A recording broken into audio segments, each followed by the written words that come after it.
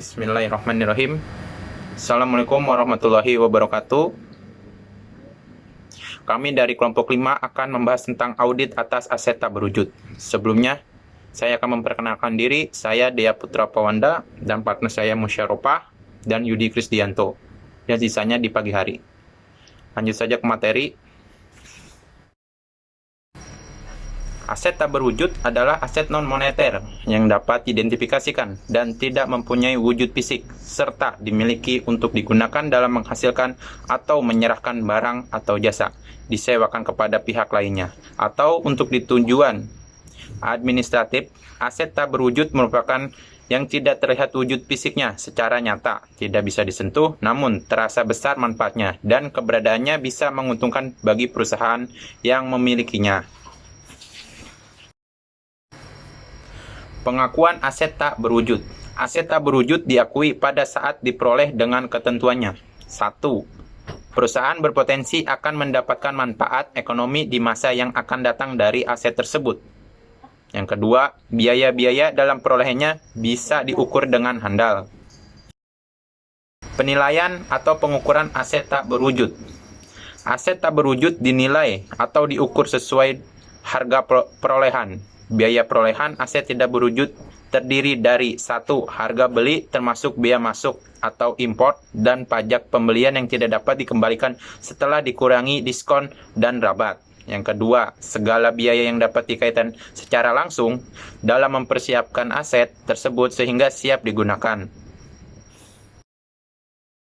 Perlakuan akuntansi aset tak berwujud. Dalam akuntansi sebenarnya hampir sama permasalahannya dengan aset berwujud.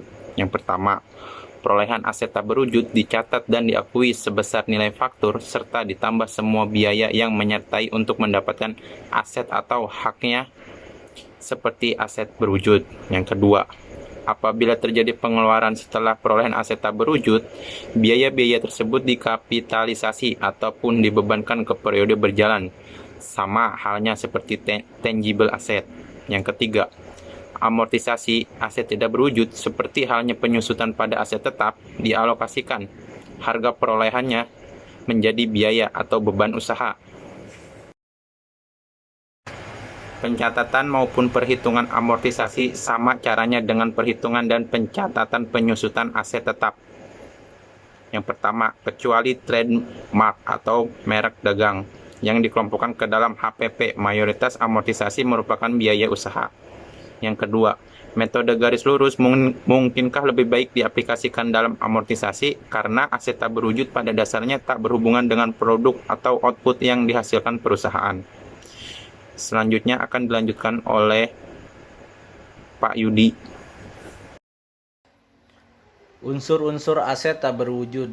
1. Aset tak berwujud diakui jika kemungkinan entitas akan memperoleh manfaat ekonomi masa depan dari aset tersebut. Biaya perolehan aset tersebut dapat diukur secara andal. Dalam menilai kemungkinan adanya manfaat ekonomi masa depan, entitas menggunakan asumsi rasional dan dapat dipertanggungjawabkan yang merupakan estimasi terbaik manajemen atas kondisi ekonomi yang berlaku sepanjang umur manfaat aset tersebut. Dalam menilai tingkat kepastian adanya manfaat ekonomi masa depan yang timbul dari penggunaan aset tak berwujud, entitas mempertimbangkan bukti yang tersedia pada saat pengakuan awal aset tak berwujud dengan memberikan penekanan yang lebih besar pada bukti ekstern. 4. Aset tak berwujud pada awalnya harus diakui sebesar biaya perolehan.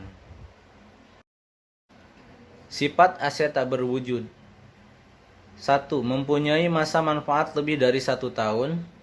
2. Tidak mempunyai bentuk sehingga tidak bias dipegang atau diraba atau dilihat. 3. Diperoleh dengan mengeluarkan sejumlah uang tertentu yang jumlahnya cukup material. Contoh aset tak berwujud. 1. Goodwill. Nilai beli ini adalah nilai beli perusahaan secara bersih, mencakup aset dan kewajiban dalam perusahaan tersebut. 2. Hak cipta. Diberikan pada penulis atau pencipta untuk menjual, mengawasi, atau menerbitkan hasil karyanya. 3. Hak paten. Diberikan kepada pihak yang melakukan penelitian, dan menemukan hal baru untuk memproduksi, menjual, atau mengawasi temuannya pada kurun waktu tertentu. 4. Franchise menggunakan fasilitas tertentu dari suatu pihak ke pihak lain sebagai franchise. Tujuan audit aset tak berwujud. 1. Untuk memeriksa apakah terdapat internal control yang cukup baik atas aset tak berwujud. 2. Untuk memeriksa apakah perolehan, penambahan, dan penghapusan aset tak berwujud didukung oleh bukti-bukti yang sah dan lengkap serta diotorisasi oleh pejabat perusahaan yang berwenang.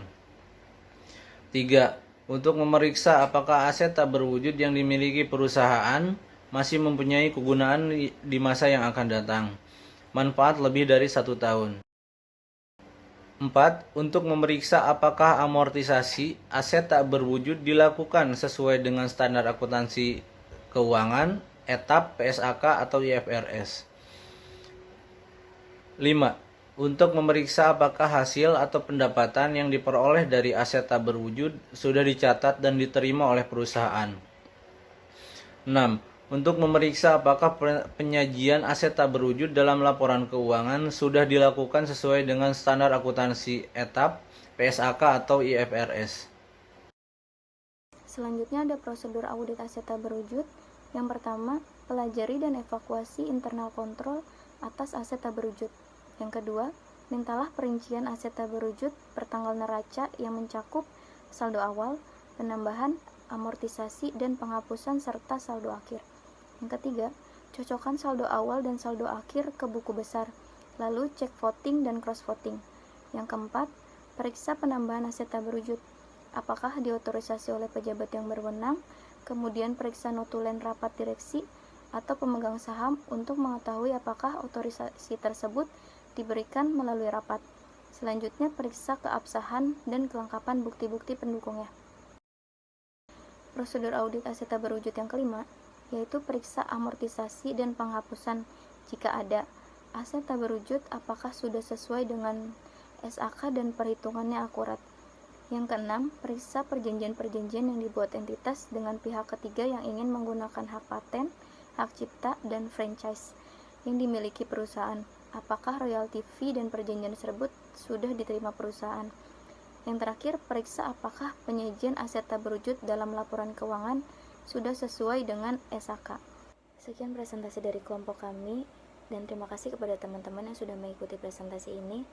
Kurang lebihnya kami mohon maaf. Wabillahi taufiq wal hidayah. Wassalamualaikum warahmatullahi wabarakatuh.